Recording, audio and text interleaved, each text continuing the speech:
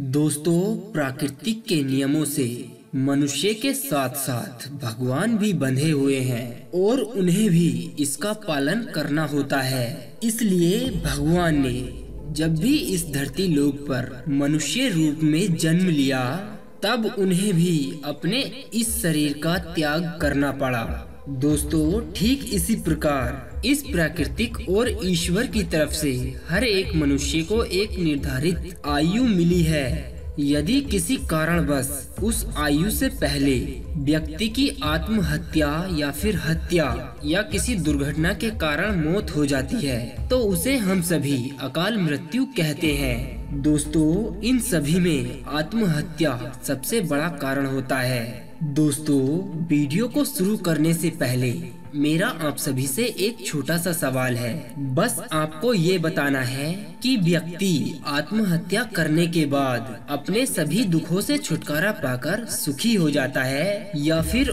और दुखी हो जाता है। दोस्तों, आप हमारे इस सवाल का जवाब जरूर देना। हमारे हिंदू धर्म शास्त्रों के अनुसार निश्चित रूप से ईश्वर का अपमान है जो व्यक्ति आत्महत्या कर लेता है। नमस्कार दोस्तों, और स्वागत है आप सभी का आपके अपने YouTube चैनल यूजफुल जानकारी में। दोस्तों, वीडियो अच्छा लगे तो कृपया एक लाइक जरूर करना, क्योंकि आपका लाइक ही हमारी मेहनत का फल होता है। ये जो हमें मानव जीवन मिला है, यूं ही नहीं मिला है। निम्न प्रकार की योनियों को भोगने के बाद हमें यह मनुष्य का जीवन मिला है।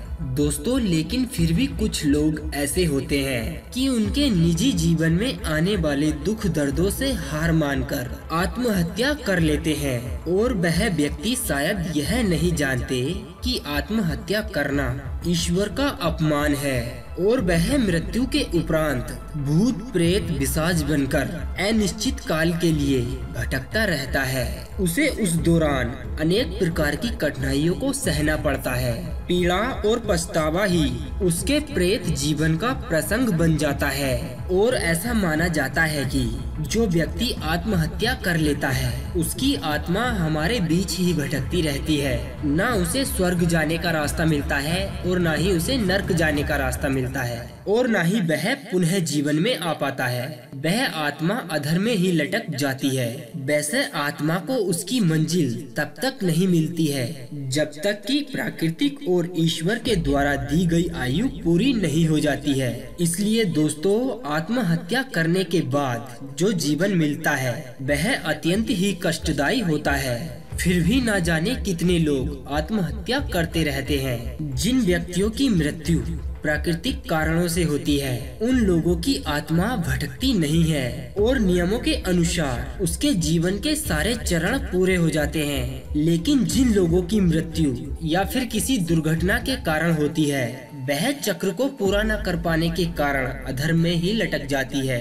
मृत्यु के उपरांत नया जन्म मिलने से पहले जीवधारी को पहले सूक्ष्म शरीर में रहना पड़ता है, और जो शांत होते हैं उन्हें पितृ प्रकृति का निष्प्रह उदार चेता सहज सेवा सहायता में रुचि लेते हुए देखा जाता है। दोस्तों, यदि अगर आत्महत्या करने वाला व्यक्ति अत्यंत बेबस होकर अपनी आत्महत्या कर रहा है, तो उसकी किसी इच्छा के अधूरी रहने के कारण या फिर किसी गहरे तनाव के कारण वह ऐसा कर रहा है। ऐसी आत्मा को मुक्ति मिलना मुश्किल होती है।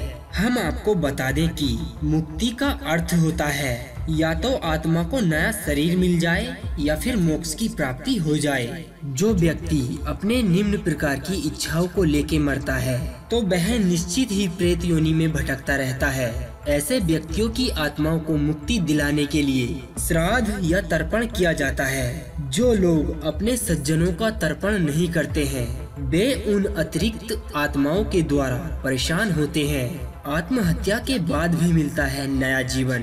दोस्तों, हिंदू धर्मों के अनुसार आत्महत्या करने के बाद भी व्यक्ति को जल्द ही दूसरा जन्म मिल सकता है, बस लेकिन उस व्यक्ति ने अपने जीवन में अच्छे कर्म किए हों, जैसे कि कभी धार्मिक कार्यों में कोई अड़चन न आने दी हो, सदा दूसरों का भला किया हो, और कभी अपना किसी गरीब व्यक्ति को घमंड न दिखाया हो, और भूखे को भोजन खिलाया हो तथा बुजुर्गों की सेवा की हो, और उस व्यक्ति की कोई इच्छा अधूरी ना रही हो।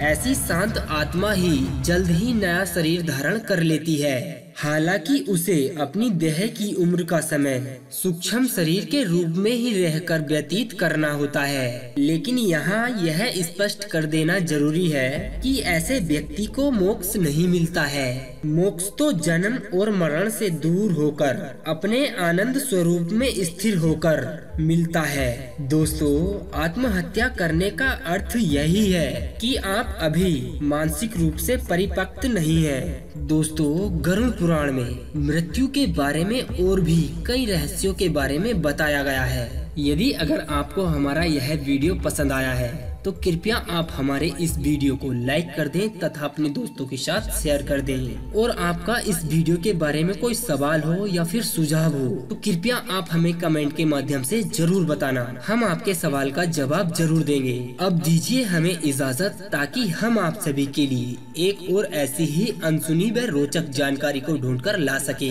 तब तक के लिए आप अपना ध्यान रखिए और हमेशा मुस्कुराते रहिए। फिर मिलेंगे जल्द ही एक और ऐसे ही ज्ञानवर्धक वीडियोस के साथ।